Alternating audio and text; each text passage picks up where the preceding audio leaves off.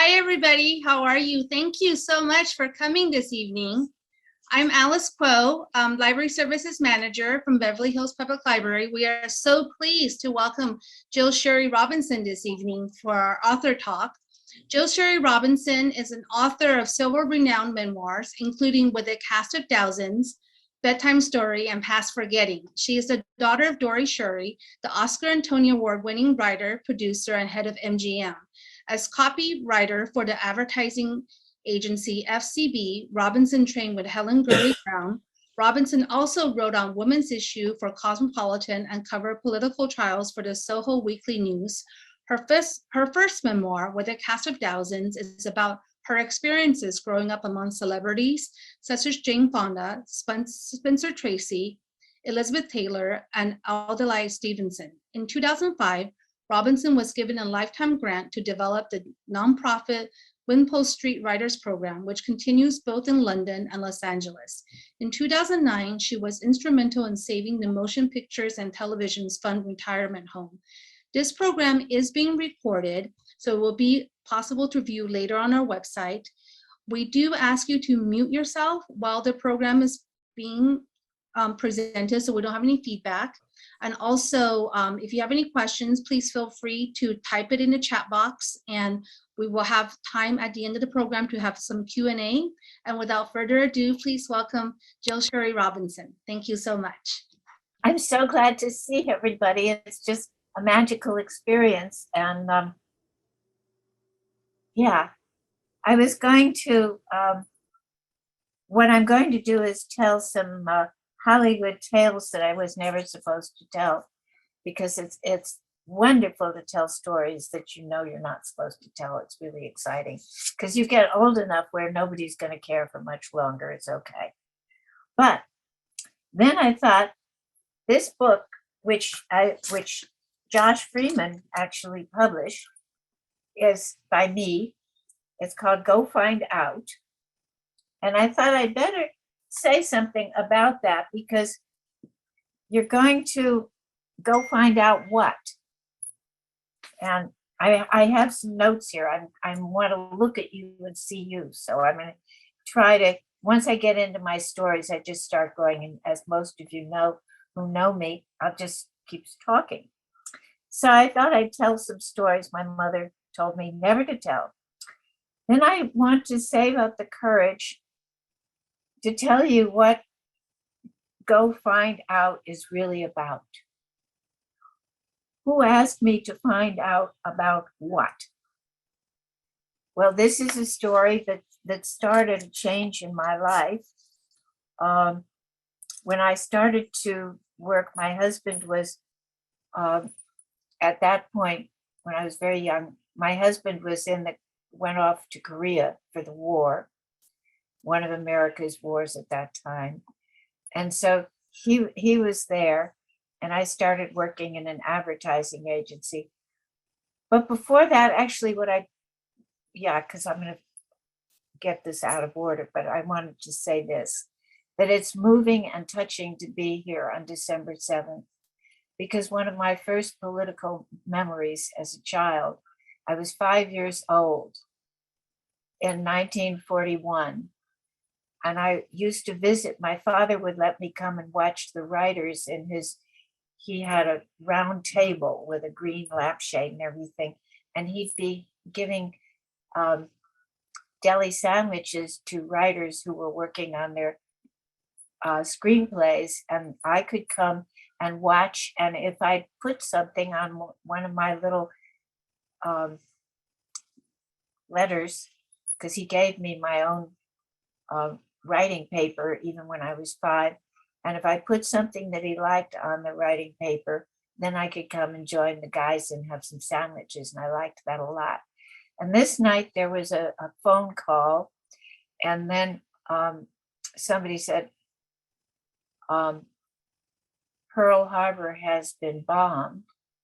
And my father, and I was upset because my grandma's friend, Pearl, I thought, why did they bomb my grandma's friend? And so then what happened was that everybody got up and moved this huge radio, which was the size of a a big bookcase.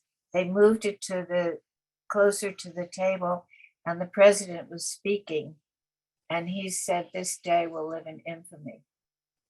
And it was President Roosevelt. And there were tears in people's eyes. And I felt terrible about it. And I felt, this is kind of the end of everything, because what I felt as a child during those early years, and my brother and sister, who I think are probably here too, Joy and Jeb, we felt a dignity about being Americans. And we felt we were going to be useful. We were going to do something about that. This wasn't all families, this was our family. And I remember the school we went to was wonderful and had many kids. Like Jane Fonda was there, and we're still really close friends. She rescued me after I had a colorful life. I'm still having a colorful life, but at one point I was attacked when I got drunk at a party at the beach where she was having a party, and Jane rescued me, and I said, "I'll never tell that story." She said, I don't want you to hide my name from this, because you're a good person. You're going to deal with this. And I did. And in fact, some of my friends, when I said, I don't know how I'm going to tell all my stories so fast and easy, and they said, well, you always do, because I belong to a fantastic program where we can get up and tell the stories no matter how terrible they were. We can still tell them because the stories work beautifully now, because life does change. And my life did change a lot about 52 years ago. I stopped using and drinking and stuff like that. And so that's probably one of my favorite, best achievements. But I also did start writing very young. And when my first husband went overseas, my father got me a job with a agency of kind of like, anyway, an agency downtown. And I was working for a woman named Helen Gurley Brown, and she was really, really tough. And we'd sit and work on ads and promotions, and she had me drawing little books and stuff about astrology. So I would put out little books and things and different stuff. And she was great with me, and I liked her. She was a tough boss, but a good boss. We'd sit till 2 a.m. working on articles for magazines and stuff. And I remember at one point, this was long ago, when stockings without seams were just discovered. And so my mother made me draw seams on the back of my legs so that nobody would think that I wasn't wearing stockings. I mean, when you were a woman, a girl at that time, things were radically different than they are now. I mean, we're having our own problems right now, my God, but it was really tricky then, and there were many things you didn't know about. And Helen was instrumental in getting me to know about some things, to the point that, I think I have to tell this story, because the story about going to find out, because I was having not a happy time when my husband did return from the war, and he was fine, and he loved his football games and his card games and, guy stuff. But it wasn't, there was a lot of talk. Helen, in fact, decided she wanted to write a book, and she wrote a book called Sex and the Single Girl. And I still believed at that time, I was about 21 or something, I believed that you couldn't say the word sex aloud. I thought this was not permitted. So I knew nothing about what was going on. And Helen said, I still can't find it easy to say the word, but I'm going to say it because it was a book that was published, a story that was published that is in this book. And I said, I'm not having much fun necking with my husband. I mean, nothing, it's just not exciting. And she said, well, there's a way to answer that, and you need to find out about the female response. And she used the word orgasm, which I find very difficult to say, but I said it, I learned it. And the thing is that she said, go find out. I said, I have no idea what you're talking about. She said, go find out.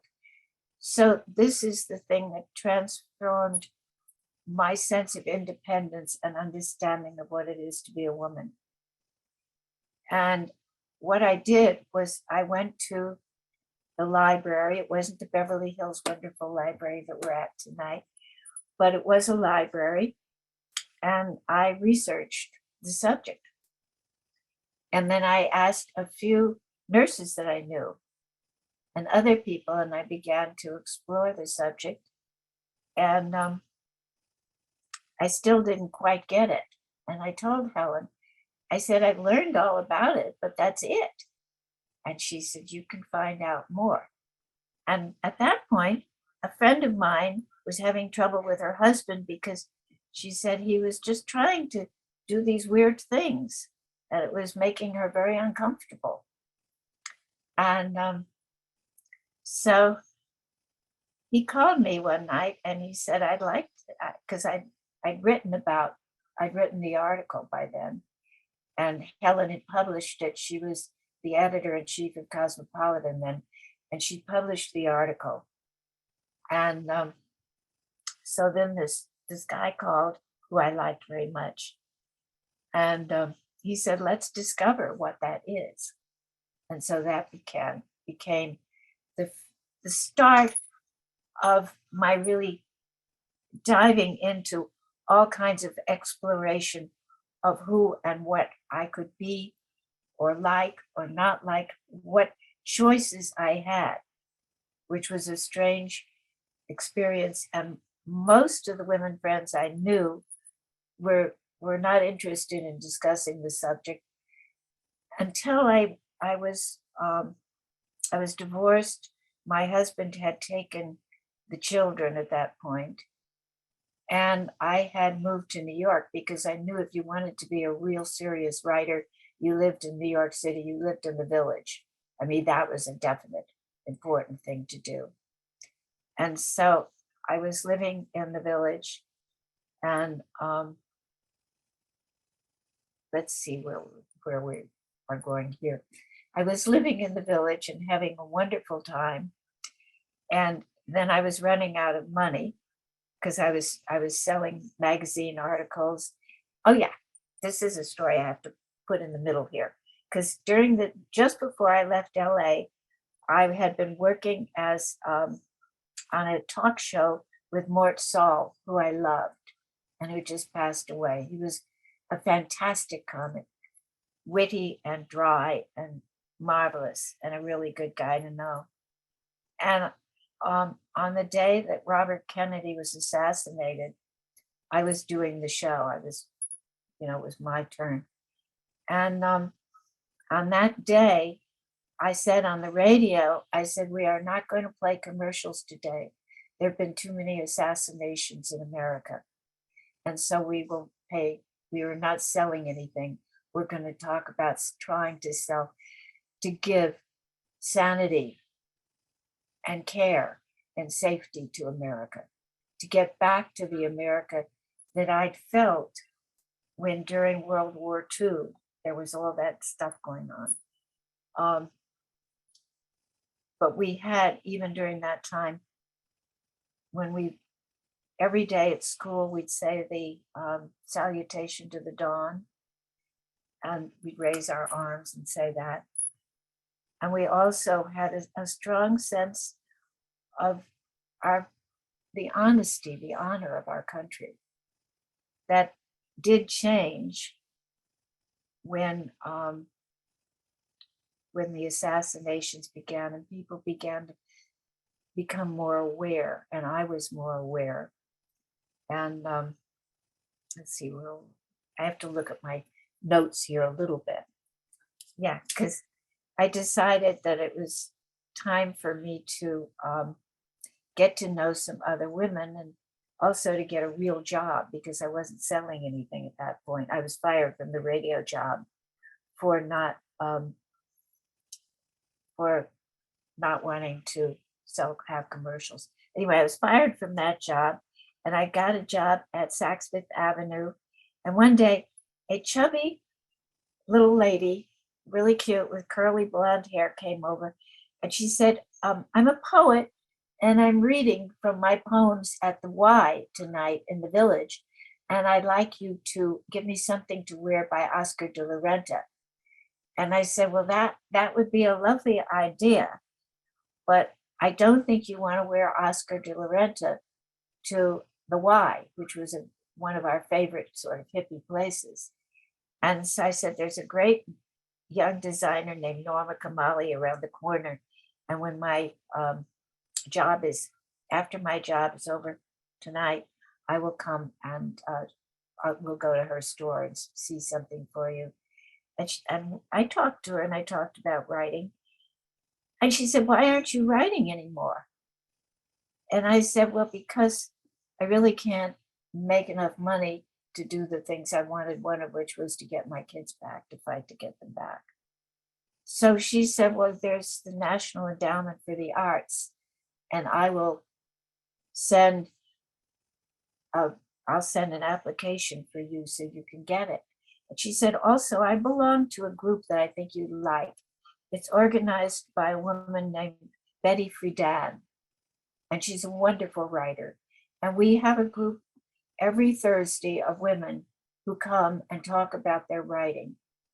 And it was one of the most wonderful experiences because I realized there were women like me who didn't behave themselves the way it was meant to be, or decided to be by God. Well, it wasn't God.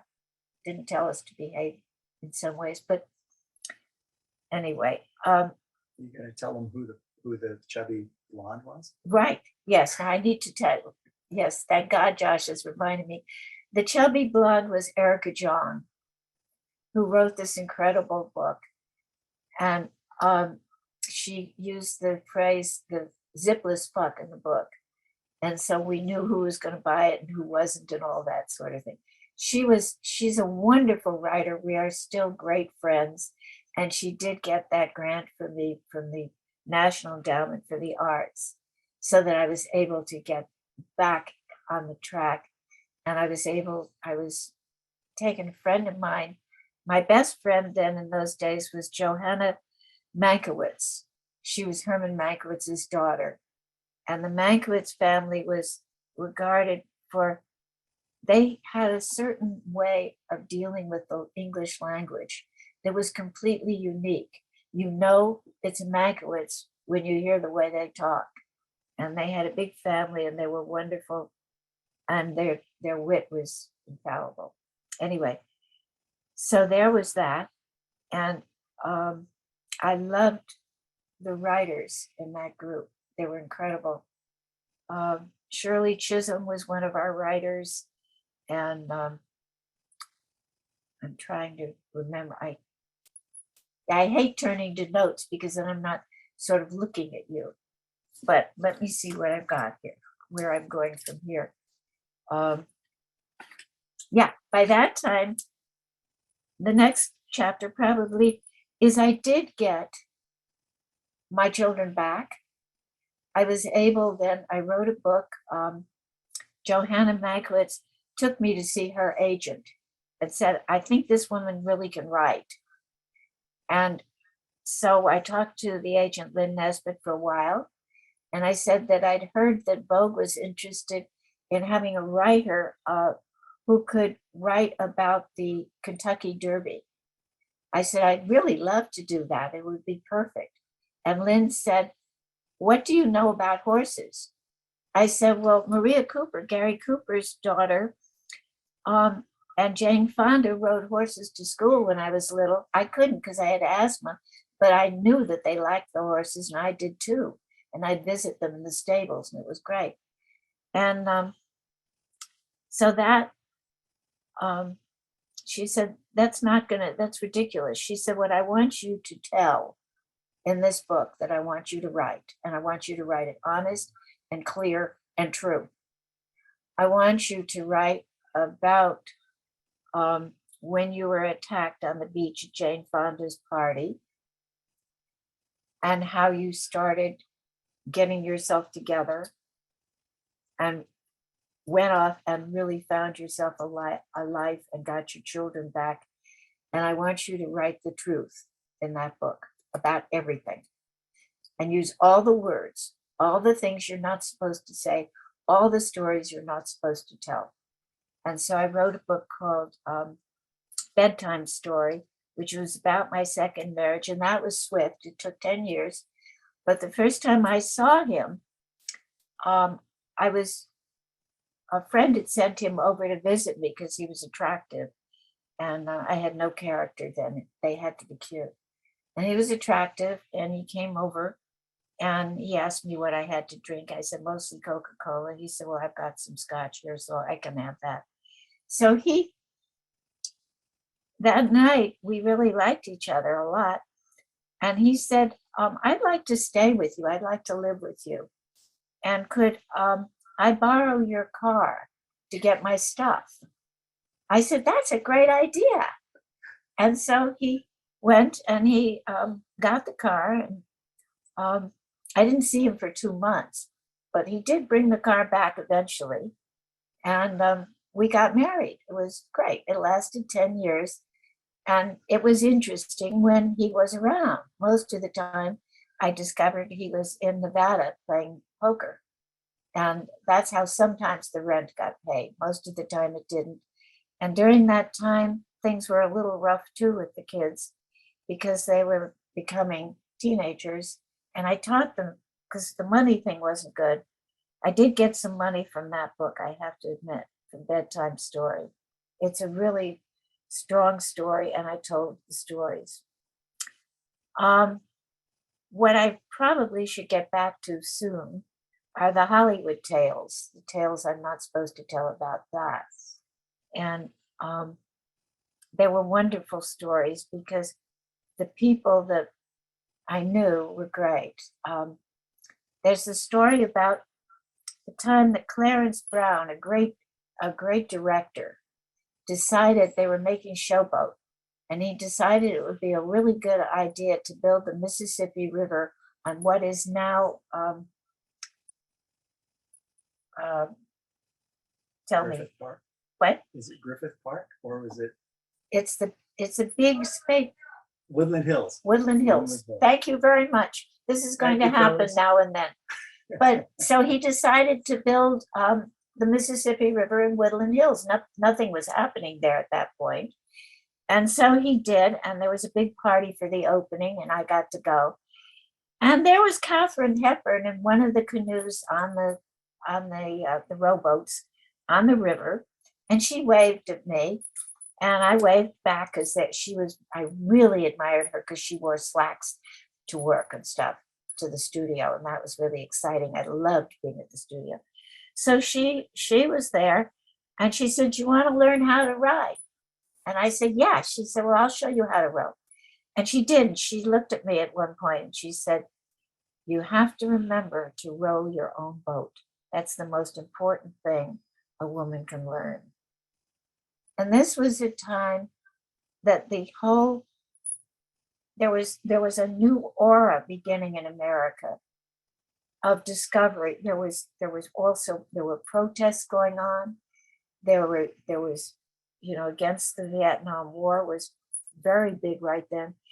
I would take my kids to peace marches and stuff like that, and also to art galleries on La Cienega. They didn't have to go to school on Monday nights because that's when the La Cienega, they didn't go to school on Mondays because they could go to the art galleries. That was more important, I thought. And then when the money was really tough, I taught them how to get tidbits from stores, from markets. So I was a really bad mother. And it's interesting because when I look back now, for many years, I felt a lot of guilt about it, but I have to say, my kids have extraordinary independence and strength and character, and we get on just fine. They're quite interesting people, very, very different, interesting people. And so that's that. Then I can tell you, You gotta do Marlon Brando. oh yes, Josie Mankiewicz. That story is really great. Josie and my mother was painting. People love, movie stars love to pose for her because she was a wonderful portrait painter. She was really excellent. She studied at the great I can't remember where she studied, right? But that's I was going to try to read the whole thing, but when I read and you're there and I'm looking, trying to see you, I can't you can't see me and I can't see you. And so it feels like I'm talking to myself, which is a very scary thing, although I do it all day, most days. Anyway, so where? So you were talking about Marlon. You were talking. Yes. So painting. Josie, my mother had a painting studio in the back of the, at the end of the land that we had in Brentwood. And she had a painting studio, which she put a little attic on top of it for me to be able to paint too, because I'm a good artist. And she taught me how to paint the way my father taught me how to write, which was a really good deal. I mean, they were the best parents people could have. And so the floorboards in the attic that I had little, you could look through them and see who was down below in the changing room where the movie stars would come to put on their costumes. And Marlon Brando was playing Mark Antony in Julius Caesar. And so I called Josie one day and I said, Brando's coming over to change his toga into his toga today. And we've got to get in the attic and we're going to get to see Marlon Brando, real. And so we did. And we laughed and he laughed right back up at us because he heard us laughing. And he had such a great sport and a great spirit, and he was funny and magnificent eyes. I mean, you've never seen anything like a guy. He was great. So I loved seeing him. And I'd see Elizabeth Taylor sometimes at the studio in costumes. I loved being in the costume department and looking at the wardrobes and looking at people. And I'd see her once in a while, and she was friendly, and I loved the fact that she had an English accent. I thought to be the real high point of life would be to be an English person. I mean, that would be fantastic. And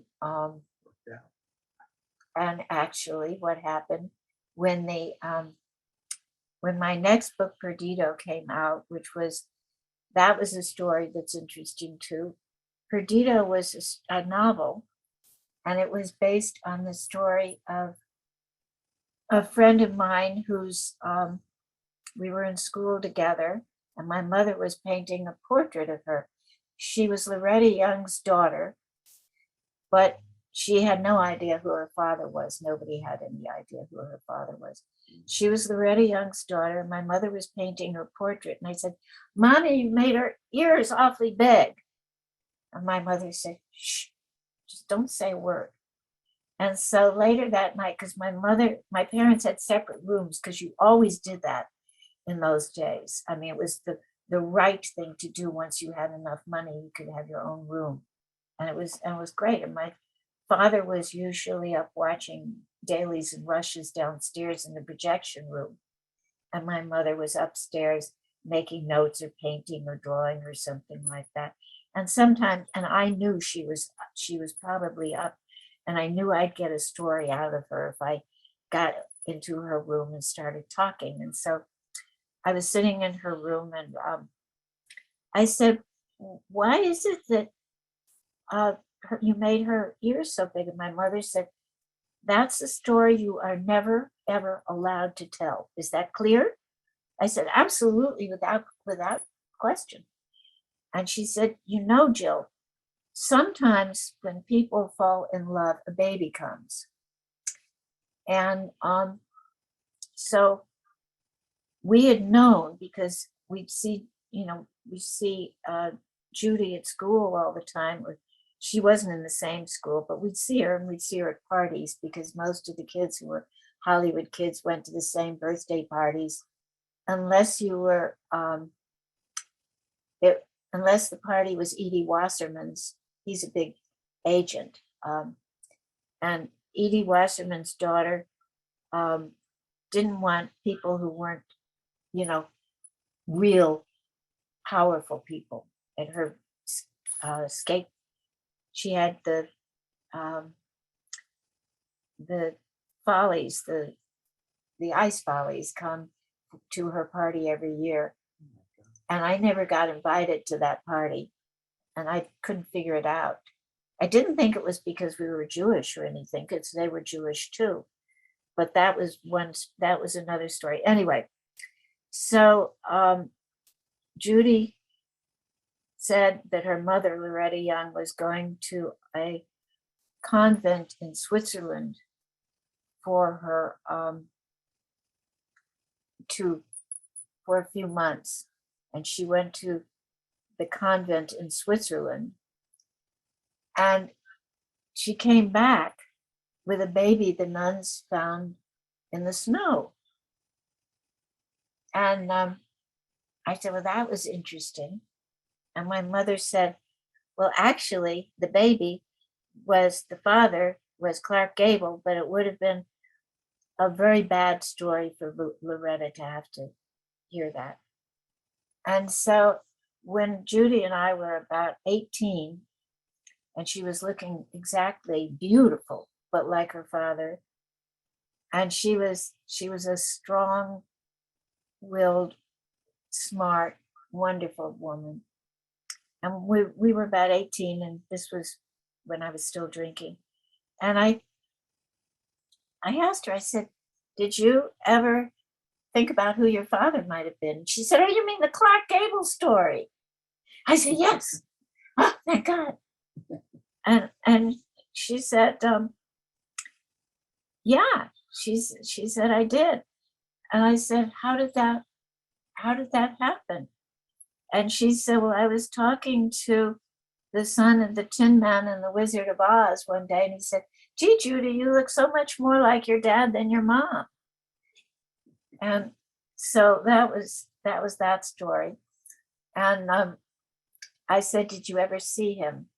And she said, only once, when I was getting out of the swimming pool and standing on the board about to dive. I had my new red latex bathing suit on, and I was very excited because I looked really cute in it, and she did too.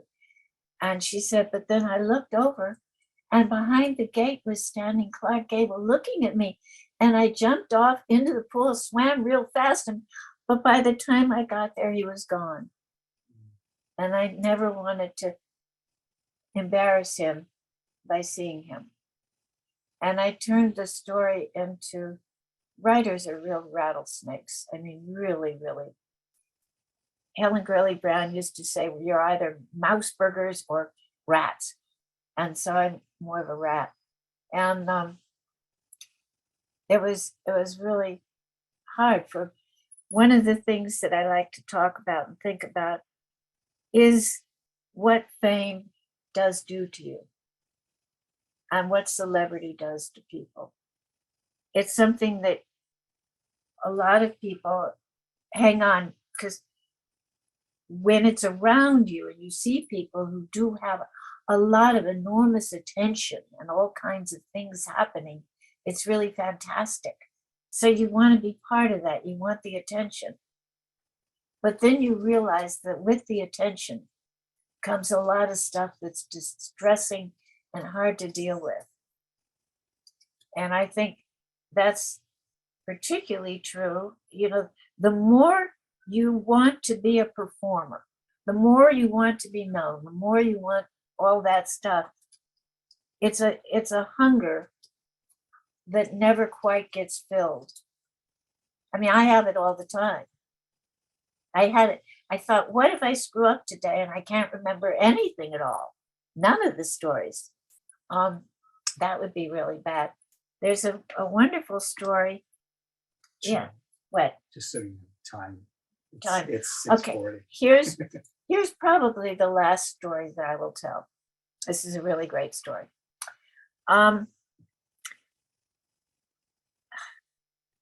Yeah. So, what were the sons? Adlai Stevenson was running for president, and my father was supporting his campaign. And the son of one of the great political figures invited me to come to a party that Frank Sinatra was having. And I thought this would be an exciting party to go to. And so I went, and it was really great. Frank Sinatra was really cuddly and wonderful. Everybody was terrific. We were having a very, very good time. And then Humphrey Bogart came over to me and he said, "Does your father know you're here?" "Oh, I know. It was Stevenson's son who took me. He had an older son named Braden who loved Hollywood girls. And so he took me to the party." So, yeah, because that's the tail number. So he took me to the party, and I was having a wonderful time. And then Humphrey Bogart said, "Does your father know you're here?" I said, "No." He said, "Well, you'll see." And he came back and he said he called my father, and I was really embarrassed by that. And then Adlai Stevenson walks in and he said, "I got a call from your father and you shouldn't be here. And so I'm going to take you home." And I thought, well, that's pretty cool, because he was a charming guy, and he had wonderful wit and wonderful character, and I loved him. He was much nicer than his son, actually. In any case, he took me home, and I sat in the back of the limousine, and he put his hand on my knee, and I felt so grateful that I hadn't embarrassed him or upset him. And I thought, with the times that we have these days, it must be awfully hard for a man to show affection to a girl that it doesn't get, cross-dressed into some sort of other situation. Because I knew, and I could tell, and I think women have extraordinary insight about who's really getting tough with you and who's an idiot. And we certainly know who that is. In any case, we know these things instinctively.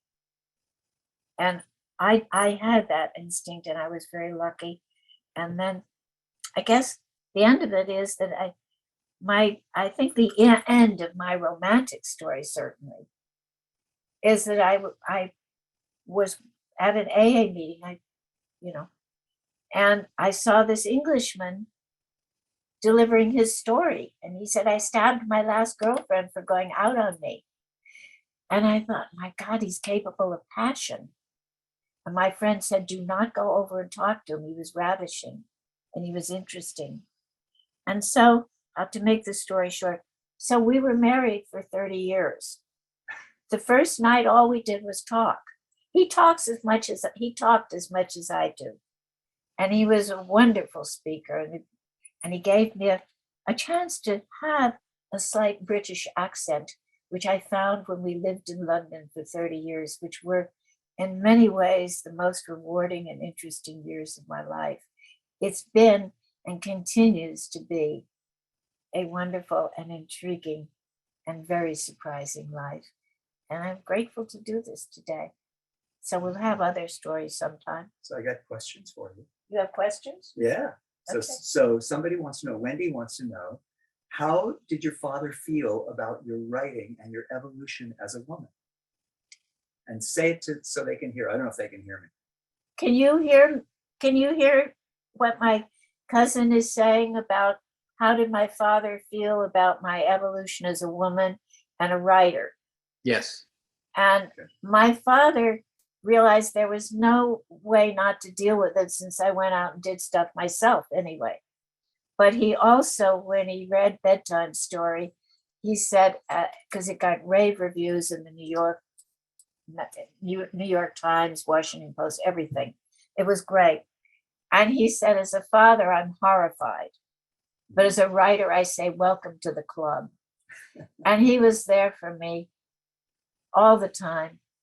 And he was great. And he was a wonderful character because he really could be tough, but basically he was a gentle.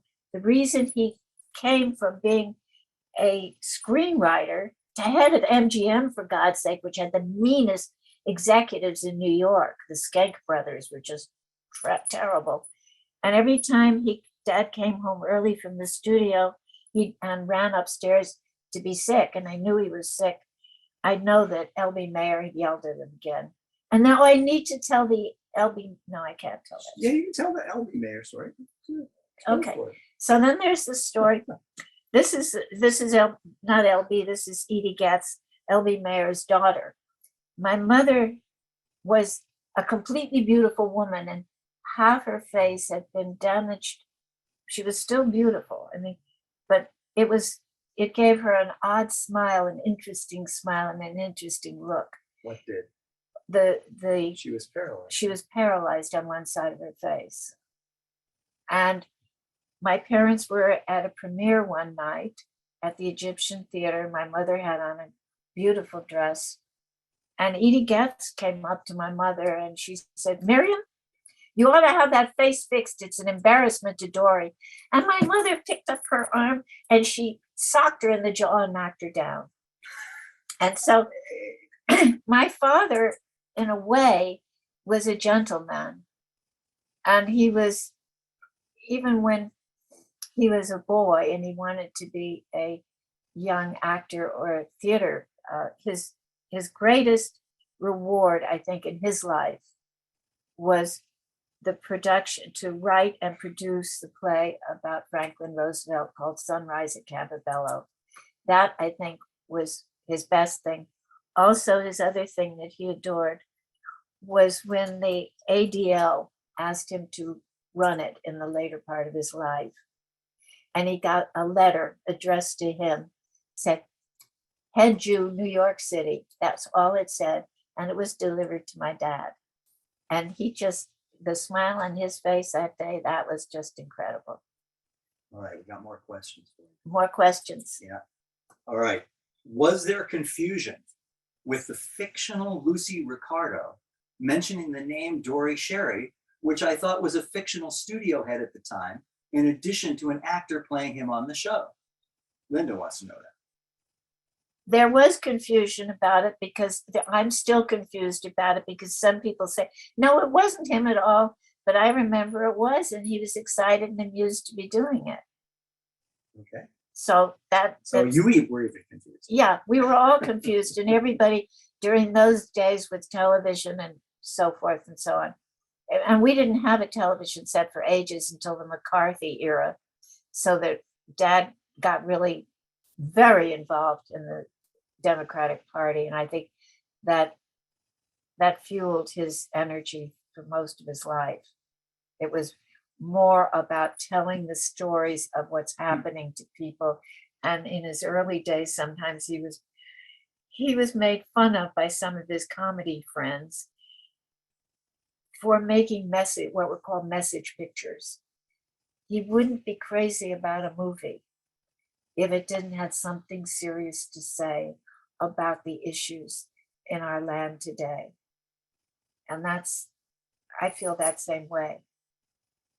So next question, Kathleen wants to know, what advice would you give aspiring writers? I know who Kathleen is. Yes, you do. Kathleen Tesaro is an incredible writer. We met at a gathering in London many years ago, and she started talking. And we went we went out to have dinner or something. And I said, you really have a problem. And she said, what is that? I said, you're a writer.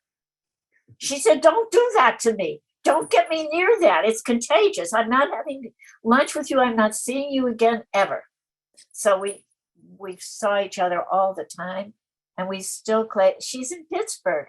She's here and she's in Pittsburgh. How does this happen to be? Hello. So what's your advice for aspiring writers?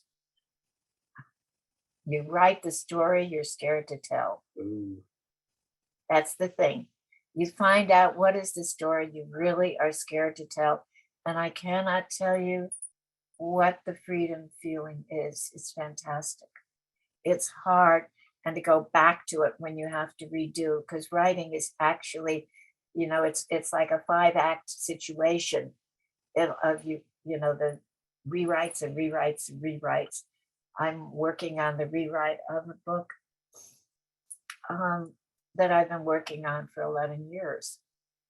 It's about my husband's death and the Englishman, and what I learned about how much love can cost and when it's worth every cent. Because I learned how to take care of someone and to be a giver instead of a taker. And that's it. That's kind of it. Any more questions? Yeah, sure. So Carolyn wants to know, how has your approach to writing changed over the decades? I understand you still write in longhand on legal pads. Yes, I write on longhand and legal pads and drive everybody crazy who wants to be my assistant and has to type the little scrawls and things that I have all over the pages. I don't have any. Try the front of this book right here. Oh, which book? Show them that. All right, this is what I wrote today. These are this is the list of the stories that I thought I should tell tonight. And so I wrote it or scrawled it all over a copy of this book. And also there's another copy here, and I want to show you this because I'm also a really good artist. This is a picture. If you can see it, I'll hold it up.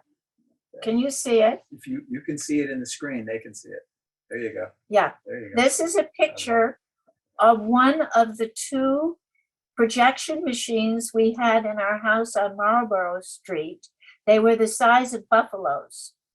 And I really liked them. And when my sister and brother, when Joy and Jeb and I could say that we did our homework, we could come down and watch the movies. Nice. And it was really good. We could watch we learned a lot about storytelling, and during those days, we were not, or at least my feeling about it was that we were not siphoned off because we knew fantastic people. And there's the Donovan story. No. Well, you could. There's still another question. What's the question? The next, all right. We'll save the Donovan story for after this. So, what do you still want to go find out? Mm-hmm. Asks Anne, by the way. Oh, Anne. So what do you still I want would still like to find out if I can really finish this one book I'm working on. Because there's 2 actually, because there's another one that I'm trying to keep secret about, and you know how well I can keep secrets. This one is about my mother and father, and it's about Donovan, who worked for our family for many, many years. And he was I'm going to tell this, and that's it. He was a young Black kid, and he loved movies and he loved airplanes, and it was World War II, and he was really excited, and he got to meet tell me the name of the pilot. Howard Hughes. Howard Hughes had a plane set up at the studio. This was at RKO when my dad was there for a while. And Howard Hughes was there, and they'd fight about stuff, but that way they could have planes and movies and so forth. And Donovan got to know him. He was a young kid. And Howard Hughes said, you want to learn to fly? And he said, yeah. So Howard Hughes taught him how to fly. And he'd seen, the reason he got involved originally was he'd seen a poster on the wall of something near the studio that said, we need colored kids for a scene that we're doing in a new movie. And he was at that point about 12. And so he signed up, and, you know, his mother said, no, you can't go do that. Don't be ridiculous. But he kept going. And in any case, when he was older, he wanted to see my father because he came and helped me with something at one point, or drove me home for, you know, whatever it was. And he said, because we had trouble keeping governesses because my brother and sister and I are not easy kids to be around. And because we're all smart, wily. So he managed the house because my mother wanted nothing to do with it. She had no idea where the kitchen was and didn't care. And so there was Donovan, and this goes back in time. During World War II, can you believe this? A lot of Americans didn't want to get involved in the war in Europe. They just didn't want to have anything to do with it. And so my father was an avid Democrat, and Mrs. Roosevelt called him, Eleanor Roosevelt called him and said, could you get the film industry to start working on projects that would change the attitude and get us some patriotism and get us aware of what's really happening? Could you make some movies about that? Because maybe that's going to help. And my dad said, sure. And she came for dinner to discuss it. And Donovan was serving dinner on a silver platter. And Mrs. Roosevelt looked up at him and said, what would you rather be doing? And he said, and my father nodded at him and said, yeah, you tell him. And he said, well, actually, ma'am, I'd rather be a pilot in the American Air Force, but there's no colored people in the American Air Force, and I'd really like to do that. She said, well, I'm going to see what we can do about that. And he was one of the first guys in the Tuskegee Air Force. Yeah. It was the first group of Black pilots. And he did all kinds of things. He was a great guy. And I talked to his son about last year, and he passed, but he worked after that. He was in the FBI, and then he left the FBI to join to become a cop, because he said the FBI was racist. So we learned things in odd ways. Anyway, I'm grateful. Anything more? I think we're good.